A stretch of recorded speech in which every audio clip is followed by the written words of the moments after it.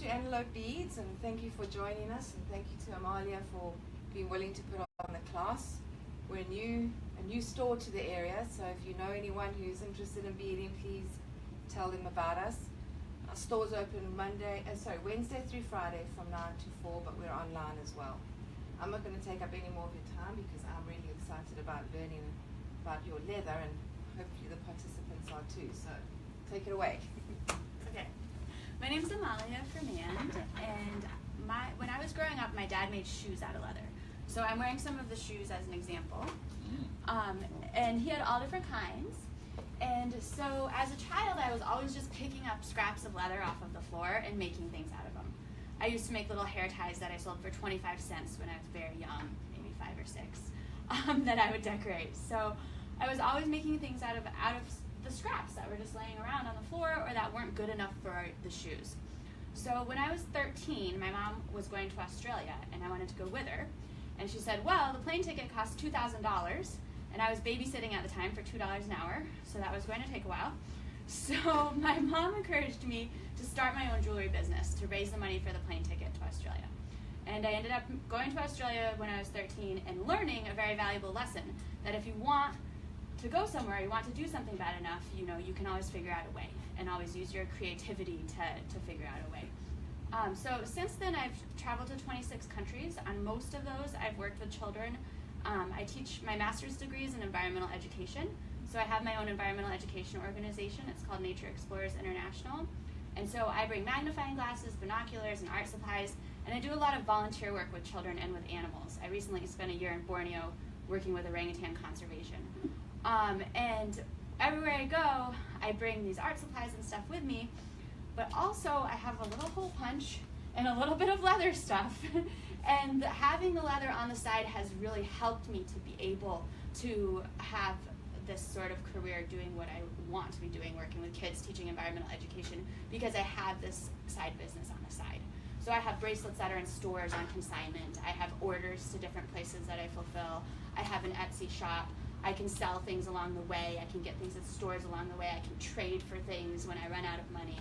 So, it works. Yeah, so recently I started teaching the leather crafting classes and trying to kind of combining the leather and the teaching aspects of my life, because I like passing on the craft and encouraging people to start their own little side businesses and be able to, accomplish some sort of dream through that. And it's good for us to use our creativity. It's good for us to use our hands, and people love things that are handmade, and it means a lot more to them. So today what we're going to do is learn how to make a leather bracelet, and then I have options of other things you can make. I have earrings with us, I have keychains, I have little notebooks, stuff we can use to make a little notebook. These are earring holders, which are kind of fun gift item. And also I have things to make like pendant necklaces, headbands. I have some elastic. You can make a leather headband, attach elastic. So we have a lot of different options, but we'll start with the leather bracelet and go through the whole process. Everybody has their leather already. So first of all, what is leather? What is leather made of? Hide. Yeah. So we generally use cowhide, but leather can be made out of a lot of different animal skins. And since humans have been hunting, they've been using the skin of the animal for a lot of things. In order to get it so that it lasts, you have to go through a process called tanning. The earliest archaeological evidence of tanning was from 1300 BC. So people have been using leather for thousands of years. And of course, ancient people, you needed to use it for their clothing, their shoes, their blankets, their homes, all sorts of things. It was a very, very important resource. So all of this leather is scraps from my dad's shoe business. So it's all probably 12 to 25 years old or so, because he hasn't had the business in a while. So it's from back then. But leather lasts a very long time. People would have the shoes for over 20 years as long as we would replace this rubber part here. I've had people that have had my bracelets for over 20 years. So it's a very, very durable material. A lot of times these days we make things out of synthetic leather, which can look the same but isn't nearly as durable. So all of this comes from beef industry cows, and then it also comes from scraps. Side note, I've also been a vegetarian my whole life, so that's kind of a little weird thing. But I do feel like it's using this resource, Okay, so different cultures simultaneously developed this use of leather and had different ways to tan it. Some would have certain smokes that they used of certain plants, some would rub parts of the animal, some would stretch it out in the sun, but they all developed these different ways of preserving this animal hide to use for a lot of different things. Okay, so I just want to go over some of the basic tools of leather. So who knows what this is? Leather punch? It is. It's called a rotary hole punch, and the reason it's called that is because it rotates. It only rotates away from the handle. If you try to rotate it this way, it'll be really hard and eventually you'll break it. So rotate it away from the handle, and then of course whichever one of these is lined up with this gold disc, that's what size hole it will make. The easiest hole for you to start with is going to be the smallest one. But you always want to make a hole that's the size of the diameter of what you're using. So if you're using, I have a couple of different clasp options for you today. One of them is a simple collar button, like I have on my bracelets. It's pretty easy to put on, and it just has this little tiny screw. So you can use the smallest hole for that. But if you're going to use a snap, which is one of the other options I have, you'll see the diameter is a little bigger of the snap. So you'll want to use a little bigger hole. You always want to have something that's the size of what you're putting through it, of course. So we'll start out with the small and twist with this one. And that helps to get that hole out. If you're using a bigger hole and it's difficult, because I know I make it look easy, but my hands have been doing this for 30 years, so they're accustomed to it, you know. So if you're trying to make a bigger hole, you can't get it, you can put it on the table and go like that till you hear it. Then this is really a trick to get the hole out. Twist when you still have it squeezed shut, okay? So and that shows you the difference between the two different sized holes that it can make. Okay, so hole punch, pretty simple. We'll go over a couple of other tools. What is this? Mallet. Yes, so a mallet and a hammer are different in several ways. One is that the mallet has a flatter surface and also a larger surface area. So it's better for hitting a small metal tool. If you're using a hammer, it has this rounded kind of end and a smaller surface area. Also, if you're hitting metal on metal, it's going to be loud, and eventually it's going to wear away at both the hammer and the metal tool. So when you're doing tooling, you want to try to use a mallet. So I do have two of these mallets, and then these ones are old rawhide ones. They still work. You can use a metal hammer if that's all you have and that's what you want to use. You can use a metal hammer. A mallet is just more ideal. So we'll go over the process of tooling. Tooling is where you basically imprint a picture or a letter into the leather.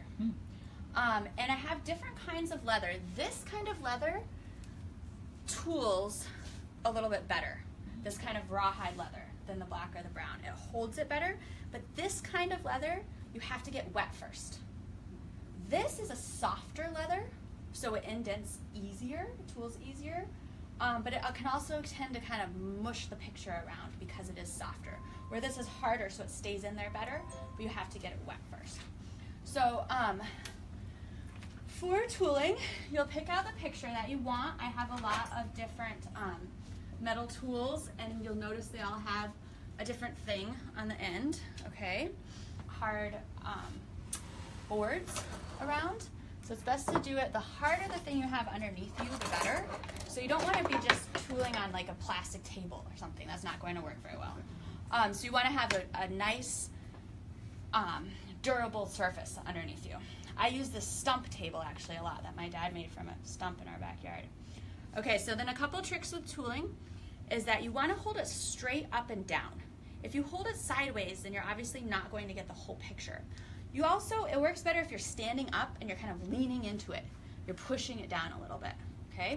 And then you also want to go straight down with the mallet. If you go sideways, once again, you'll bump it, it'll jump around, you might hit your hand, and it won't get the whole picture. So it's very important to go straight, and you can get a better angle at being straight if you're standing up.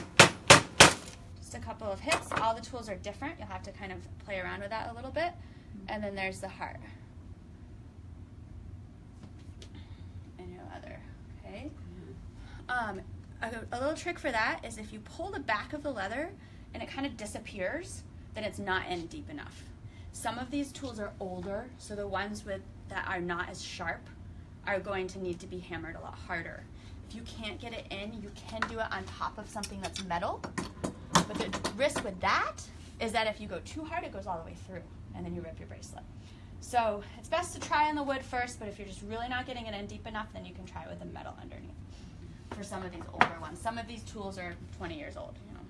So, okay, then another little thing with tooling is that this heart actually didn't have its own stem. You'll notice a lot of these have their own stem. A lot of them that you can get these days don't.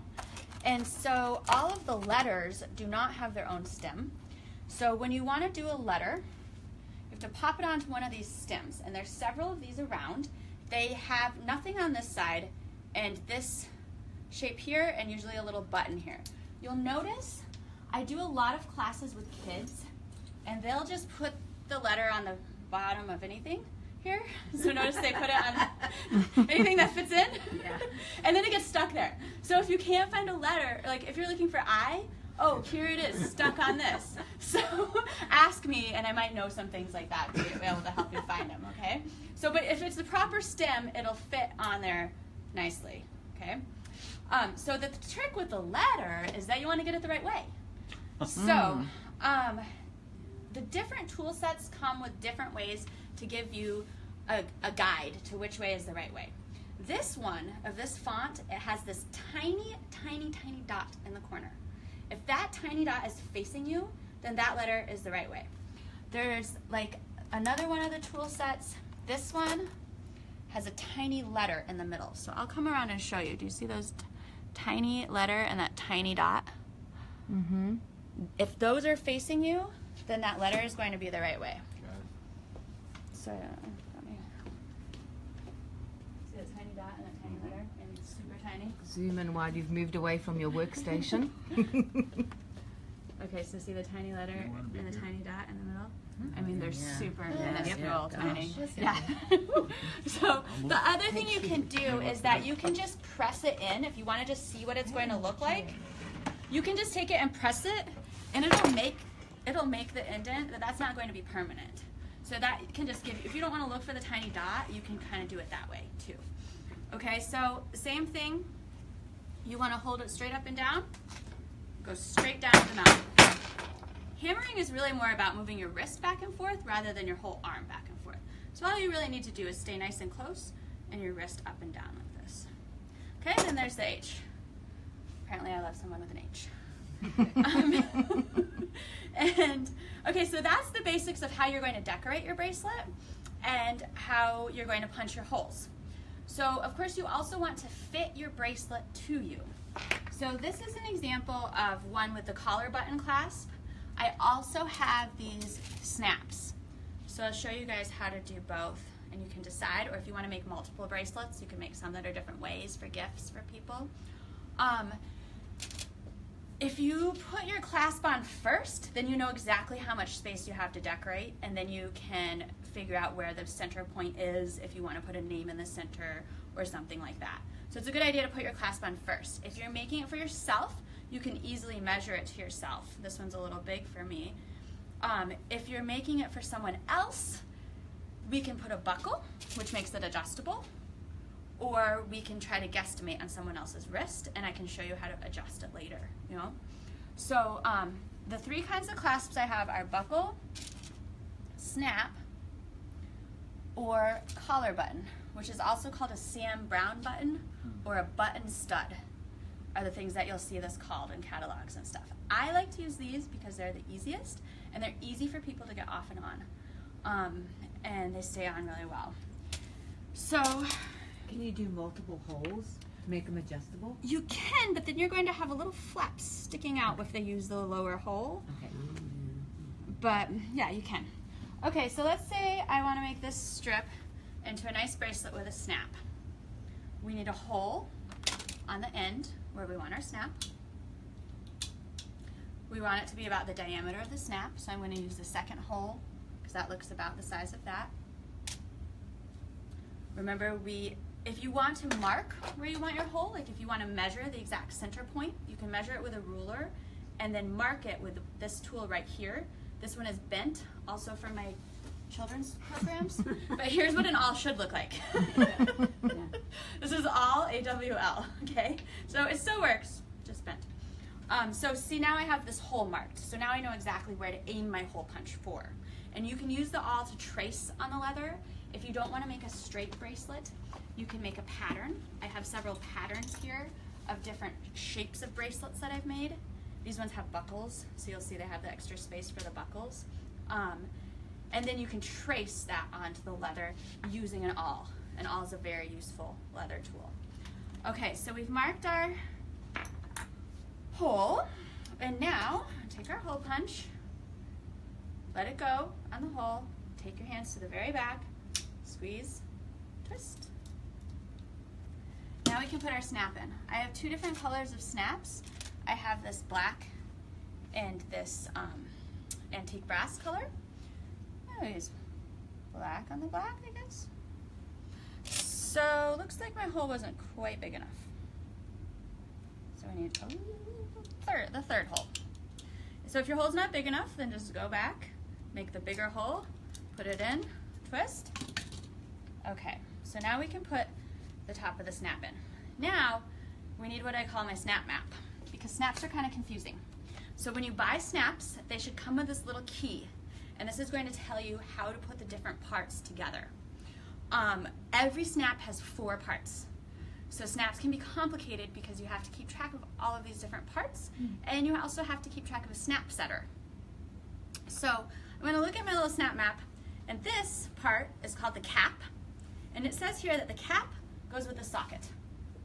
Okay, so we're going to find the socket. The socket is the one that looks like this, and you'll see on the picture. And then for setting a snap, as for setting a rivet, you're going to need to set rivets for yours too. You need to have something metal. This is an old iron that I got from a flea market. But there's different metal things, like I have a big metal anvil that I use sometimes too. So it needs to be something hard and metal for setting either a snap or a rivet. That's very important. This snap kit came with these snap setting tools. So you need a little dish, and then you need the little snap setter, which should be some sort of long thing. I have another kind of snap, and you'll see some snap setters in here. They look like this. This is also a snap setter for a different kind of snap, but I find these ones to work better. Okay, so you look at your dish, and you'll say, looks like the cap fits in there, right? And then when you flip it over, that's for the other side.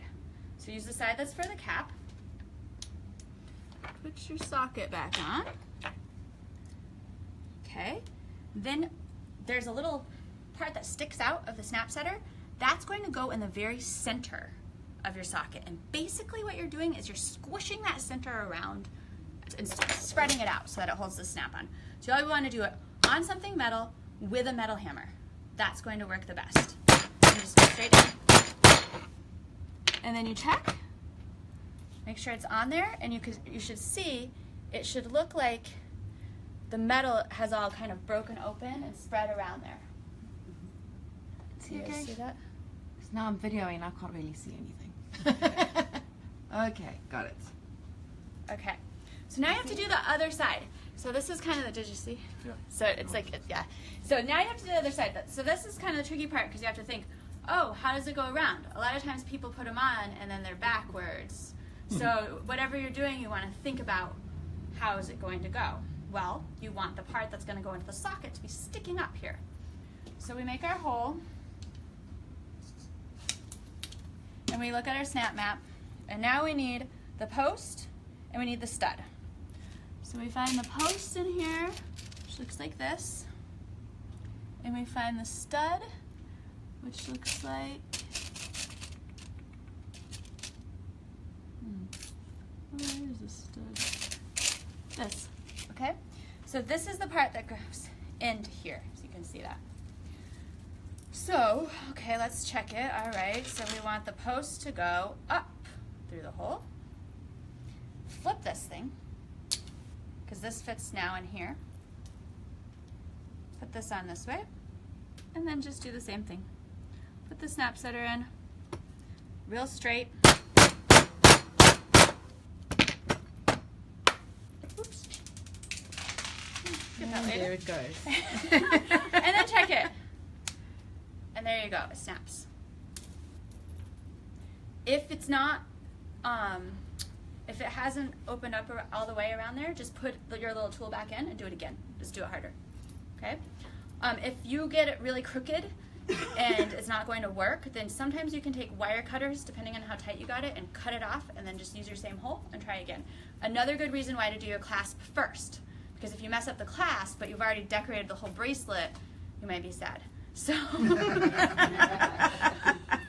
so then you can just take scissors. Now, these are what are called leather scissors. They're going to cut the leather easier. But the secret is regular scissors will work too. It'll just be harder on your hands. But a lot of times people think they can't cut leather with regular scissors, but these are just regular office scissors, and you'll see how easily they do cut it. Kitchen shears work well. A pair of good leather scissors is probably like 50 or 60 bucks, but you can get other things that'll work if you don't have these, you know. And that's basically it. Bracelet with a snap. But of course you would have tooled whatever you wanted on here afterwards. You can put a name in the middle, you could put a quote, you could put a special word. Sometimes people get their kids' birthdays or their wedding day or a different date that's special to them, or you know, things like that on here. So I'm just going to show you, can I show you on one half of yours about how to do a rivet? So, and can I see your ring too? So he's doing a ring bracelet, a bracelet that has a ring in the middle. So we have to do something a little different. And I wanted to show you guys this tool. So does anyone know what this tool is right here? It's called a skiver or a skive. And it's very important. When I'm traveling through the rainforest in Borneo, I at least have these two tools. Because that's what you need in the rainforest. Because you can make anything as long as you have these. You can get a hammer, and you can get scissors, and you can get a screwdriver, and you can get a mat knife anywhere. But these are harder to get. And also usually a letter kit. That's the other thing that I bring with me. Okay, so a skiver is kind of cool because it makes the leather thinner for when you want it to fold over something. This is kind of a thin piece of leather anyway, so we probably don't have to do it, but I'll just show you. Sometimes if the leather is really thick, like this, see, it's going to be all bulky if you try to fold it over something. So with the shoes, we used to skive around the edges and then kind of scuff it up, and that's where you'd attach the glue to glue things together too. So it's whenever you want to make something thinner, which for me, I usually use it for buckles, for rings, for keychains, wherever it's folding over something. So you don't have to do it on metal, but that's just raised, so I'll just do that. So you want to dig it in a little bit, and once again, be careful as a razor blade in it, and pull it towards you. And it just shaves off a little bit, okay? Just make it thinner. So if you want to do a ring or you want to do a buckle, you need to set a rivet. And setting a rivet is a very important leather skill. For setting a rivet, you have to start with 2 holes. So we're going to use the awl to say, I probably need 1 hole around here and 1 hole around here to have it fit around the ring. And if you want, you can mark 1, punch it, measure the other one too. Okay, so now we have our place for our 2 holes. We're only doing a small rivet, so we can turn our hole punch to the smallest hole. Punch, punch. Then we need to get the rivet. So rivets come in all different sizes and all different colors, but every rivet has 2 parts.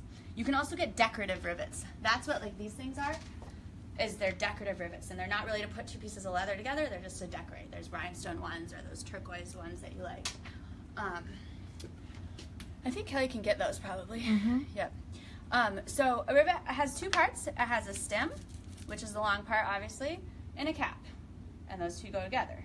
So the stem is going to go through both pieces of leather. It doesn't really matter what side you go through, but I like to do the back first just because it pins it together kind of better. So your stem's going to go through both your pieces. It should be sticking out just a little bit. If it's sticking out too far, you need a smaller rivet, because if your stem is too long, it's going to squash crooked and then your rivet won't set properly. Setting a rivet, if you set a rivet properly, you should be able to pull and pull and pull and not get that rivet out. I once had an 8th grader not believe me, and he pulled for like a half an hour. You gotta love kids, don't you? So, Test you every chance. yep. Okay, so now we've got our part in, our cap and our stem, And once again, we want metal hammer on something metal, something hard. But we also need to get this ring out of the way, because if you go hammering on it and the ring's in the way, the ring's going to cut into that leather there. So you want to kind of get the ring out of the way. Notice I'm doing the short side down so that it holds it, it pins it down, okay? And then you want to go straight down with your hammer until it's just nice and flat. You don't need a setter. Huh. You can get a setter, but you don't need one. Okay, so now that's set, okay? If it budges at all, it's not set properly. Your stem went crooked somehow, you didn't go straight down, or something happened, your rivet was too long, you need to take wire cutters, cut the rivet, and do it again. If you trim off these edges, then they're just not in the way. So usually I trim them like that, kind of. And then there we go. So then for your bracelet, you're going to do the same thing on the other side. Okay. And then you probably want to put your ring on first, and then your snap or your button. Does anyone want to do a buckle? Do you want me to go over buckle?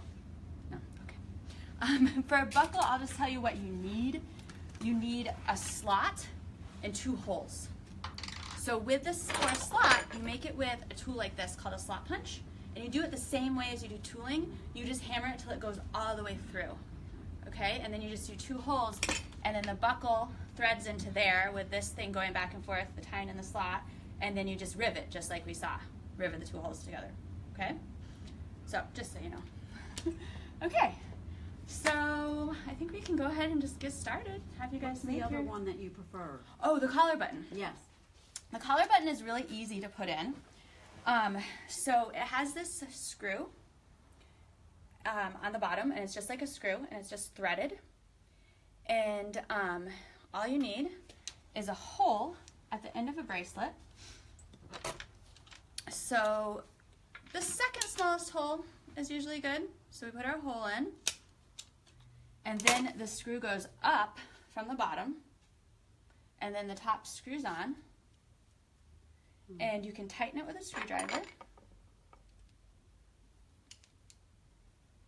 so you get it nice and tight. I often will also put a dab of super glue on that stem because then it won't just untwist itself. Sometimes that happens. I have to tell people to just tighten it.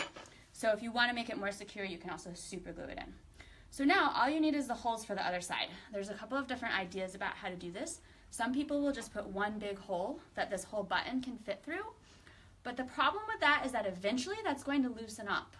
So what I do is do a hole that's, once again, the size of the diameter of the stem. Okay? And then a smaller hole and a slit. So I'll show you. Actually, where's the bracelet I was wearing? This is an example of how it will look. So you do a hole that's the diameter of the stem, a tiny hole, and that's just to stop the slit from running, and a slit in between. So that the button goes into the slit and tightens into that bigger hole. And then it's in there tighter than if you just had one big hole that it went in and out. Okay? So there's a couple of different ways. I'm going to use like the third biggest. There's a couple different ways to make the slit. Remember, the bigger holes are harder to do, so you have to squeeze the hole punch a lot more. And we do the small one. About 1/4 inch. The closer the better. Because then if it's too long, then you're going to have the same problem.